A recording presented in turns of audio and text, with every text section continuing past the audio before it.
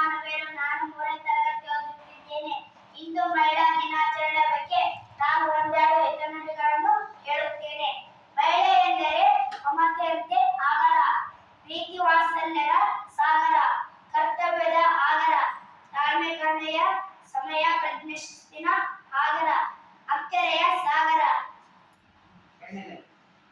ಎರಡನೇದು, ಸುಖ ದುಃಖವನ್ನು ಸಮನಾಗಿ ಸ್ವೀಕರಿಸುವವರು ಹೆಣ್ಣು. ಮನಸ್ಸೆಂಬ ಮನೆಗೆ ಇವಳೆ ಮಹಾರಾಣಿ. ಎಲ್ಲರನ್ನು ಒಂದುಗೂಡಿಸುವ ಶಕ್ತಿ, ಎಲ್ಲರನ್ನು ಪ್ರೇಮದ ದೇವಿಗೆ ಬೆಳಗುವಳು ಹೆಣ್ಣು. ಕಷ್ಟ ಎಲ್ಲಿದ್ದರೂ ನಗುವಿನ ಮುಖ ಸಾಗುವಳು ಹೆಣ್ಣು.